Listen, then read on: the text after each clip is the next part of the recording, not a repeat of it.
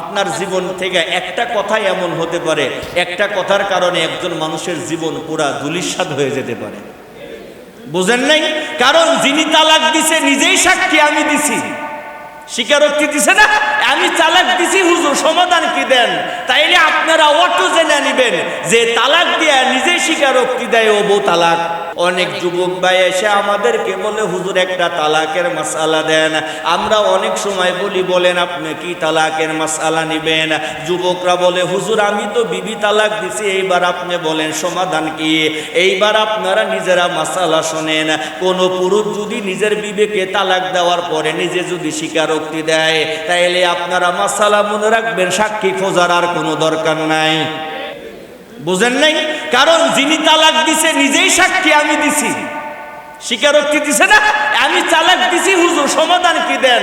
তাইলে আপনারা অটো জেনে নিবেন যে তালাক দিয়া নিজেই স্বীকারোক্তি দেয় ও বউ তালাক। এক নম্বর তালাকও দিছে, দুই নম্বর স্বীকার হয়েছে। ওই বউ কি বলেন না তালাক। লোকটা বললেন আমি নিজেই জিনা করছি, আপনি আমারে পবিত্র করেন, আর তো কোনো সাক্ষীর দরকার নেই। নবীজি এইবার সাহাবীদেরকে বললেন যাও তাকে তোমরা রজম মারো। রজম মানে তাকে তোমরা পাথর নিক্ষেপ করে দাও। নবীজি হাদিসের ভিতরে বললেন শোনো, রজম কিন্তু তোমরা সবার উপরে মারতে পারবা না। নবী আমার বলেন কোনো অবিবাহিত নারী পুরুষ যদি জিনা করে, বলেন কোনো অবিবাহিত নারী পুরুষ যদি কি করে, বলেন কোনো অবিবাহিত নারী পুরুষ যদি কি করে, নবী আমার বলেন 100 বেত্রাঘাত 1 বছরের জন্য তোমরা দেশান্তর করে দাও। আর যদি কোনো বিবাহিত নারী পুরুষ যদি তারা যদি জেনা করে, নবী আমার বলেন 100 বেত্রাঘাত করার পরে সুন্দর একটা গর্ত বানায়া গর্তের ভিতরে নারী পুরুষকে দিয়া পাথর দেয়া ঢিল দিয়া রজম মেরা তাকে তোমরা খুন করে দাও। এটা হলো বাবা ইসলামের বড় একটা বিধান। এই বিধান যদি আজকে সমাজের মধ্যে চালু থাকতো, তাইলে আপনারা বলেন তো দেখি কোনো বিবাহিত পুরুষের জীবনে জিনা করার সম্ভাবনা আছে? কোনোদিনও নেই। এইবার তো বললেন যাও তারে পাথর মারো। একজন সাহাবী বললেন আমরা লোকটারে পাথর মারতে পারতে পাথরের আঘাত সে সহ্য করতে না পাইরা মদিনার দিকে আবার সে রওনা দিয়ে দিল, দৌড়াইতে শুরু করলো।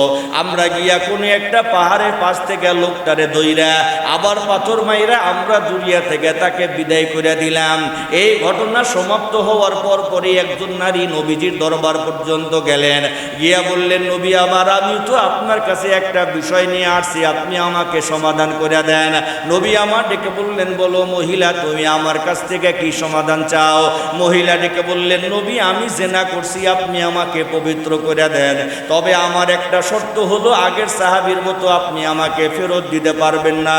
নবী আমার ডেকে বললেন মহিলা তুমি যাও, তুমি এখন ইস্তেগফার পড়তে থাকো। মহিলা ডেকে বললেন নবীজি ইস্তেগফার দেওয়া হবে না, আপনি জিনা করছি, আপনি আমাকে পবিত্র করে দেন। এরপরে নবীজি আবার বললেন তুমি গিয়া ইস্তেগফার পড়তে থাকো। মহিলা ডেকে বললেন না গো নবীজি আমি জিনা করছি, আপনি আমাকে পবিত্র করে দেন। এইবার তো নবী বললেন মহিলা তুমি এখান থেকে যাও। মহিলা ডেকে বললেন না নবী আমি এখান থেকে মোটেও যেতে পারবো না। নবী আমার ডাক দিয়া বললেন কারণ কি গো মহিলা? এইবার মহিলা ডেকে বললেন শোনেন না নবী আমি জিনা করছি, জিনা করার পরে আমার পেটের ভিতরে বাচ্চা। আমি মা বোনদেরকে বলবো বহুত মা বোনেরা আপনি কত রাত দিন জিনা করলেন, কিন্তু তওবা তো দূরের কথা দিলের ভিতরে অনুশোচনাও নাই। নাই যুবক ভাই তুমি কত জিনা করলা, 1 সেকেন্ড দিলের ভিতরে কোনো আগ্রহ নাই, ফিকিরও নাই, আমি এত জেনা করলাম। বরঞ্চ যুবক জেনা করে আবার খুশি। বলেন বলেন যুবকরা জেনা করে কি বলেন না খুশি? আমি জেনা করছি। আর একজনের কাছে শেয়ার করে ওই সুন্দরী নারীর সাথে তো আমার খারাপ কাজ হয়ে গেছে। যুবক একটু দিলের ভিতরে আফসোস লাগাইলে না যে আমি তো অজান্তে কত জেনা করছি, আল্লাহ আপনি আমারে মাফ করে দেন। আর এই মহিলা সে জানে আল্লাহর শাস্তি কত কঠিন, নিজেই যা বলতেছে জানায় মুতাহিরান নবীজি আমি জেনা করছি, আপনি আমারে পবিত্র করে দেন, পবিত্র করেন। মহিলা বললেন আমার পেটে বাচ্চা। নবী বললেন তাহলে তার হবেই না। বলে কেন? এখন তোমারে যদি আমি রজম মারি, বাচ্চাটার হবে কি? বাচ্চা ডেলিভারি হবে, এরপরে তোমাকে আমি রজম মারবো। এইবার তো মহিলা বাড়ি পর্যন্ত গেলেন। মহিলার বাচ্চা ডেলিভারি হওয়ার পরে বুকের দুধ খাওয়াইতে খাওয়াইতে নবীজির দরবার পর্যন্ত গেলেন। গিয়েই বললেন, নবীজি এইবার আপনি আমাকে রজম মারেন, আমার বাচ্চা এখন ডেলিভারি হয়ে গেল। নবী আমার ডেকে বললেন, না না, আমি তোমার বাচ্চাকে সহ আমি তোমাকে রজম করতে পারবো না। কারণ হলো, তোমাকে রজম করলেন তোমার বাচ্চাকে দেখবে, তোমার বাচ্চাকে কে দুধ খাওয়াইবে? নবী আমার বললেন, তোমার বাচ্চা যে পর্যন্ত বুকের দুধ খাবে সে পর্যন্ত আমি তোমাকে মারবো না। এ মুসলমান বাবা, আপনার মেয়েকে আপনি কি শিখাইলেন? মহিলা নিজের দুধের বাচ্চাকে নিয়ে আবার বাড়ি পর্যন্ত গেলেন। যাওয়ার পরে কোনো রকম ভাবে বুকের দুধ ছাড়ার সাথে সাথে মহিলা হাঁটাইতে হাঁটাইতে নবীজির বাড়ি পর্যন্ত চলে গেলেন এবং মুখের মধ্যে এক টুকরা রুটি দিয়া খুব জান দিয়া নবীজির বাড়ি পর্যন্ত গিয়েই বললেন, দেখেন না নবী, আমার বাচ্চা এখন কত সুন্দর করে হাঁটে, আমার বাচ্চার মুখের মধ্যে খাবার, এইবার আপনি আমার শাস্তির ব্যবস্থা করে দেন। নবী আমার ডেকে বললেন, সাহাবীরা, গর্তের ভিতরে মহিলাকে তোমরা দাঁড় করায় দাও। সব সাহাবীরা মহিলা গর্তের ভিতরে দাঁড় করায় দিল। সবাই যেমনি পারে মহিলার দিকে পাথর নিক্ষেপ করতে করতে একজন সাহাবী এমন জোরে পাথর মারলো, একটু রক্ত আয়সা নিজের গালের মধ্যে পড়ে গেল। সাহাবী টিটকারি মারতেছিল। নবী আমার ডেকে বললেন, সাহাবীরা, এই মহিলাকে টিটকারি মারার তেমন কোনো সুযোগ নাই। মহিলা এমন ভাবে তওবা করছে, আল্লাহ পাক মহিলার জিন্দেগির সব গুনাহগুলা মাফ করে দিছে।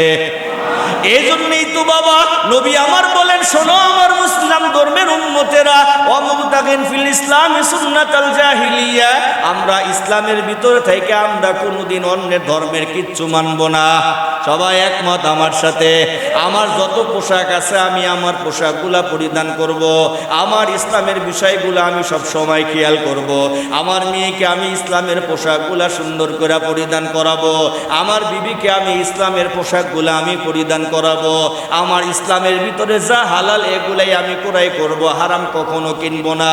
আমার মেয়ে এমনভাবে চুল রাখবে যে এটা ইসলাম আমার মেয়েকে সাপোর্ট দেয়, আমার বিবিকে আমি এমনভাবে চালাবো যে এটা ইসলাম সাপোর্ট দেয়, আমার ইসলাম যেটা বলে না ওই অবস্থায় কোনোদিন আমার পরিবারকে চালাবো না। রাজি তো ইনশাল্লাহ? বাবা সময় কম, 3 নাম্বার নবী বলেন,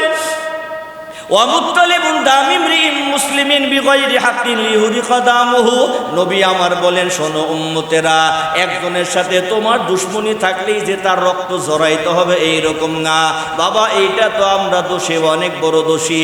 একজনের লগে একটু হিংসায় থাকলে তার নামে আমরা মিথ্যা মামলা থানার মধ্যে চালায় দেই। বলেন দেই না? একটু দুশ্মনী আছে, গিয়ে মিথ্যা মামলা করে দিতেছে, মানে কোনো দেখা দেখির নাই। এই যে পিছনে 16 বছর আওয়ামী লীগের শাসন আমলে এরকমই তো হয়েছে। ট্রেনে আগুন দিছে সিরাজগঞ্জ কড্ডা, সিরাজগঞ্জের শেষ গ্রাম হলো ধানগড়া ইউনিয়ন, ওই ইউনিয়নের অজপাড়া গ্রামের যে বিএনপি দেখে থানার মধ্যে ওর নামে মামলা। নবীজি নিষেধ করছেন।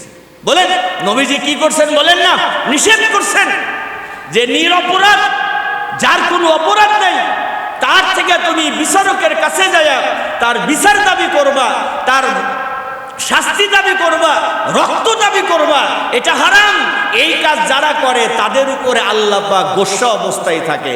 বাস্তব এক কথা 2 জুমা ধরে বলতেছে, আসলে বলার কোনো ইচ্ছা নেই, তারপরে কথা প্রসঙ্গে দেখেন, আওয়ামী লীগের লোকজন 16 বছরে আকাম করে বেড়াইছে, দুনিয়ার মানুষ কি পরিমাণ রাগ, তার চেয়ে কয়েক গুণ বেশি আল্লাহ ওদের রাগ করে বসে আছে। এই জন্য বাঁচার কারো আর কোনো পথ নেই। আপনি করবেন, আপনার উপরে আল্লাহ রাগ করবেন। বলেন আমাদের সমাজে এরকম হয় না ভাই?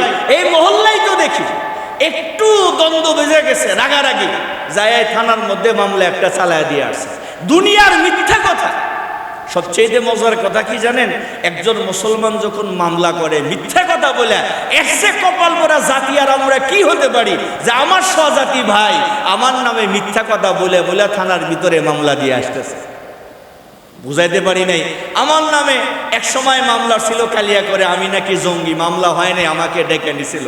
আল্লাহর কসম, হাজির নাজির জঙ্গিরা যে অস্ত্র ব্যবহার করে, আমি জীবনে পিস্তল দেখতে কেমন ডাইরেক্ট হাতে ধরে না, ডাইরেক্ট আমি কোনোদিন দেখি নাই। এই যে মিথ্যা কথা, মিথ্যা তহমত, মানুষের নামে দিতেছে, অমুকরে এই করতে হয়, অমুক তো এই করে, অমুক তো সেই করে, এরকম কোনো মিথ্যা তহমত যদি কোনো মুসলমানের উপরে দেয়, নবী আমার বলেন ওই মুসলমানের উপরে আল্লাহ লানত, আল্লাহ তাদের উপরে গোসা করে থাকেন। এ ভাই, দল একটা পরিবর্তন হয়েছে, আমরা যে দলই করি না কেন, আল্লাহ যেন আমাদের যদি হায়াত দেয়, সবসময় দিলের ভিতরে ফিকির রাখবেন, মিথ্যা সাক্ষী, মিথ্যা তহমত, মিথ্যা অপরাধের কথা জীবনে কারো নামে যেন আমাদের জবান দিয়ে না আসে। মন থাকবে তো ভাই কথাটা? এই শেষ কথা, গার্মেন্টসে চাকরি করেন, আপনারা চাকরি করেন না, একটু পিএম এর সাথে আর এক পিএম এর দ্বন্দ্ব, যে কি করে জিএম এর কাছে সুযোগ বুঝলে ওই পিএম এর নামে বদনাম করে, মিথ্যা কথা দুনিয়া। বলেন ভাই, করে না ভাই? করে। আল্লাহ, এটা কি মুসলমানদের স্বভাব? একটু ঠকাইতে যায়। আবার একটা শ্রমিকের সাথে একটু পিএম এর ঝগড়া হয়েছে, এই শ্রমিকের চাকরি খাবার লেগে জিএম এর কাছে দুনিয়ার যত মিথ্যা কথা বলে এটারে চাকরি থেকে বরখাস্ত করে দেয়। এ বড় ভাই, স্বাভাবিক একটু দ্বন্দ্ব হলে কি মিথ্যা কথা বলে এটারে চাকরি থেকে বরখাস্ত করতে হবে? এই যে বদখাসলত আমাদের দিলের ভিতরে, এই জাতীয় কাজ যারা করে, নবী আমার বলেন এদের উপর আল্লাহ সবসময় গোসা হয়ে থাকে, সবসময়। এগুলা কাজ আমরা কেন করব ভাই? আমাদের গ্রামে এক উদাহরণ দিয়া বলি তো, দুই ভাই, এক ভাইয়ের ছেলে বিয়ে করাবে, তো বিয়ে করার মেয়ে দেখতে যেদিনকে যাবে, মেয়ে দুই ভাই দেখতে গেছে, যাওয়ার পরে মেয়ে পছন্দ করছে, তো মেয়েটি দেখে বাড়িতে আসছে, আসার পরে যেদিনকে মেয়ে দেখে বাড়িতে আসছে, পরের দিন দুই ভাইয়ের ভিতরে ঝগড়া বাঁধছে পরের দিন। তো আপনারা হয়তো বা জানেন, গ্রামের একটা নীতি হলো, মেয়ে দেখার একদিন দুই দিন পরে তারা আবার খোঁজ খবর নেওয়ার জন্য আসে না ভাই? তো যাদেরকে খোঁজ নেওয়ার জন্য পাঠাইছে, তারা আবার এই ছেলের যে চাচা, দুই ভাই যে গেছে, একজন এক চেনে না, আইসা বেড়েই বলছে এমন অদ্ভুত মিথ্যা কথা বলে যেইভাবে পারে বিয়েটা সে ভেঙে দিছে। নবীজি এগুলা নিষেধ করছে। আমাদের গ্রামেও হয়, এই ভোট মিলেও আছে, একজনের একটা যুবতী মাইয়া বিয়ে দিব, পাশের বাড়ির সাথে একদিন ঝগড়া বাজছে, কোনো কারণে যদি তার কাছে গিয়ে মেয়ের খোঁজ খবর বলে, যেটা হয়েছে এটাও বলবো, যেটা হয় নাই সেটাও বলবো। বলেন আমাদের সমাজে চলতেছে না? এগুলা চলতেছে। নবীজি এগুলা নিষেধ করছেন। এমনি এগুলা বলা যাবে না। যারা এগুলা বলে এদের উপরে আল্লাহ লানত, আল্লাহ গোসা হয়ে থাকেন। আপনাদের একটা মেয়ের যদি বিয়ে হয়, আপনি আরো খুশি। অদ্ভুত সমাজের কিছু লোক থাকে, কোনো কাজ নাই কাম নাই, ঘুরে ঘুরে মানুষের বদনাম করে করে সমাজে। অনেক বাবারা এখানে আছেন, আপনার পাড়া প্রতিবেশী মন্দ হওয়ার কারণে আপনার মেয়ের বয়স, বিয়ের বয়স অনেক আগেই পার হয়ে গেছে, আপনি বিয়ে দিতে পারতেছেন না। আছেন, এখানেও অনেক আছে। বলেন আছে না? আপনি পারতেছেন না, মেয়ের বয়স হয়ে গেছে, কিন্তু আপনি বিয়ে দিবেন।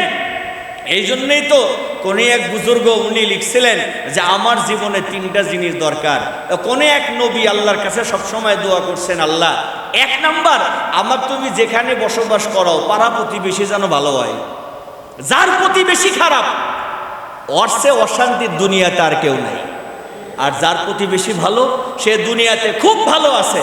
এই জন্য মুহতারাম ভাই আমার যারা আছেন, 3 নাম্বার যে কথা, আমরা অনর্থক কারো শাস্তি কামনা করব না, কোনো মিথ্যা কথা বলবো না, কোনো মিথ্যা তহমত দেব না। আমরা সবসময় মিলেমিশে থাকবো। হ্যাঁ, যতটুকু বলা দরকার আমরা ততটুকুই বলবো। শেষ কথা 1 মিনিটে বলি, আপনার জীবন থেকে একটা কথাই এমন হতে পারে, একটা কথার কারণে একজন মানুষের জীবন পুরা ধূলিসাৎ হয়ে যেতে পারে। আপনি কিন্তু বলতেছেন একবার, আপনি গার্মেন্টসের স্যার, এমন একটা শব্দ বলে দিলেন, এক ভাই চাকরি চলে গেল, কিন্তু আপনি তো বলছেন একবার, জীবনভর ওকে বেকার থাকা লাগতে পারে। এই জন্য আমরা যারা আছি এই 3 কথার উপরে অবশ্যই আমরা আমল করব। আল্লাহ পাক যেন আপনাদেরকে আমল করা তৌফিক দান করেন। সবাই বলি আল্লাহুম্মা আমিন।